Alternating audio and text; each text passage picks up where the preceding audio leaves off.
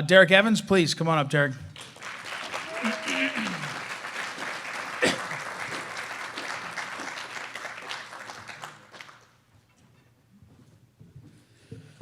Oh man! Well, first of all, thank you guys for coming out here tonight. I really appreciate it, and I wanted to thank Ed and the Phil Schlafly Eagles group for having us here tonight, and Cynthia Hughes and the Patriot Freedom Project for all the amazing work that she does. My name is Derrick Evans. I'm married to my college sweetheart. We've got 4 beautiful children. Right now, my oldest is 7, but at the time of my arrest, my oldest was 5 years old. To Ed's point, I had just been elected to the West Virginia State House. Was super excited. Came home. Turned on the TV, and like millions of others, saw the presidential election being stolen, not just from President Trump, but from all of us, the American people. And so when I went to the Capitol on January 6th, I wasn't there just for myself. I was there also being the voice of the roughly 50,000 people that I had just been elected to represent. I thought it was important to do that, and it's a Trump district. I want you guys, before I really get into this, I want you guys to understand what you're getting ready to hear. It sounds bad, and it was. But I'm fortunate, all right? We live in a country right now where when you're going to hear my story, and I consider myself fortunate because so many other January 6 people and their families have went through so much worse than you can even imagine. It's absolutely horrific what this country is doing right now. And we're the first wave, right? So you got the January 6 political prisoners. They're going after President Trump. They're going after the Michigan electors, pro-life activists, parents who speak out at school board meetings. As Mr. McCluskey said earlier, we are truly in a battle right now for the future of this country, so it's important for everybody to understand that. So on January 6th, I went to the Capitol. I was on the east side of the building. I was not violent. I was not destructive. I was never accused of those things. It's all on video. You can watch it for yourself. I walked through an open set of doors. I thanked a police officer for his service. This police officer gave me a friendly fist bump, inviting me into the building. I spent less than 10 minutes inside the public rotunda area. I thanked the police officer again as I exited out the same set of doors I'd entered. What I didn't know is that at that time when I exited those doors, I was going to find myself in the crosshairs of the same weaponized deep state that's going after President Trump. They came to my house. They ripped me away from my wife and my 4 young children, and they held me hostage as a political prisoner. To make a long story short with all of that, I had an 18-month legal battle, bankrupted my family completely, as every J6er has experienced this in some way or another. I was facing 24 years in prison for what I just explained to you, for walking through an open set of doors and thanking a police officer and walking back out. I ended up getting sentenced and spent 3 months in federal prison. I did 8 days of solitary confinement because I refused the COVID vaccine while they were holding me hostage. And I was released on October 22nd, so I'm coming up on 1 year of being released from federal prison. But to Ed's point, what I like to do is let me back up. They're trying to use myself and all the other J6 prisoners as examples. They want to use us and to all of you and say, look, if you want to stand against tyranny, this is what's going to happen to you. So they're trying to use us as examples to put fear into everyone else into accepting the tyranny that they're rolling out. And so myself and so many others, we speak out because we want you to understand that, look, I'm just a country boy from southern West Virginia, right? I took one on the chin from the most powerful, corrupt government in the history of this world. I got up, I dusted my britches off. I said, I'm still standing and I'm still fighting to save this country. And if I can do that, then everyone in this room can do that, and everybody across this country can do that as well. So I got out on October 22nd, and less than a week later, we had trick-or-treating with my family, which was awesome. And I decided to go as a political prisoner, and my wife went as a police officer. And so wanted to have a little fun with it. And then on January 6th of this year, I thought it was a perfect day to do it. That's when I announced I was going to run for U.S. Congress because I want to take this battle to their front door the same way they brought it to mine.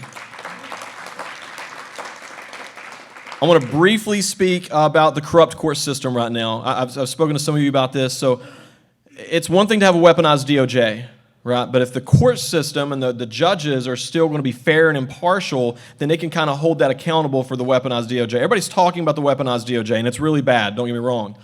But what we've found in these J6 cases, number one, they won't move the trials out of D.C., and so no one's getting a fair trial. And so if you don't have this impartial court system, it's going to counteract the weaponized DOJ.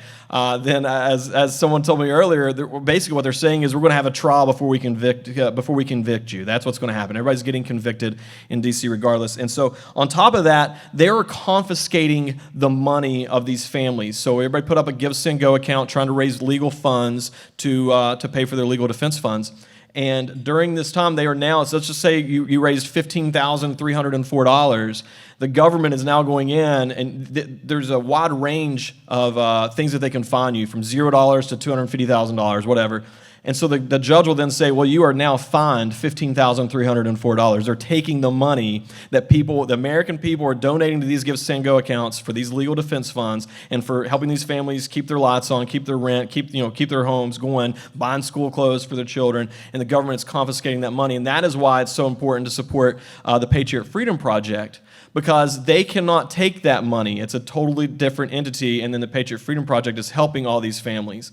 Okay, they're the ones paying rent, buying school clothes, buying all these things, helping these families travel to see their loved ones who are in prison right now. You got to remember, these men and women who are locked up right now are the primary breadwinners of their families. So not only are they bankrupt from all the legal things that we went through, okay, they're not, the primary breadwinners are not, almost 3 years now, they haven't been able to make any money to support themselves. So I would really encourage you guys to please support the Patriot Freedom Project and all the great work that Cynthia Hughes is doing. And the last thing I'll say is we are asking them to release the footage of January 6th.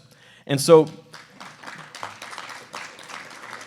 the big takeaway from this that I want to leave you guys with, have you ever known, I'm a J6er, right? I'm somebody who was there. I'm the insurrectionist, domestic terrorist. That's the government is literally, it's not hyperbole, by the way. The government has literally labeled us as domestic terrorists. That's how we were treated in this country, from getting debanked to not being able to travel freely in this country. It's unbelievable, and I'd be happy to answer some of those questions for you guys. But when have you ever known a group of quote-unquote criminals who are standing up and saying, please, please show the footage of the crimes that we committed on that day? We are begging the government to release this footage. So on one hand, you have the criminals, quote-unquote criminals, who are saying, please, please, please show the footage of everything that happened that day. And on the other hand, you have the government who's saying, no, no, no, no, no. These guys are terrible. You just have to trust us. You can't watch it for yourself. You just have to trust us. So I would ask you, who do you think is lying when it comes to those two options that you have there? So I wanted to leave you with that. And then the last thing, I know I said it already, but the last thing I want to say is we have to re-elect President Trump. Okay, President Trump, in my opinion, President Trump is the only man who can save this country right now. He's the only person that I personally trust to grab this bull of corruption that's taking a hold of our country and actually do something about it. President Trump, I'm sure will look at all this, everything surrounding January 6th. We know there's some bad actors involved in that. He's the only person I trust to actually look at this and say, these are the people who deserve to be pardoned. These are the bad actors, the government provocateurs. And he's the only person who I trust who's going to go after the real criminals. You have to remember, all of this has started, everything we're experiencing in this country right now is the result of a stolen election. They stole an election from the American people, and they arrested and imprisoned everybody who had the courage to stand up and speak out against a stolen election. They're the criminals who need to be thrown in prison, and President Trump's the one that can do it. Thank you, guys. God bless you.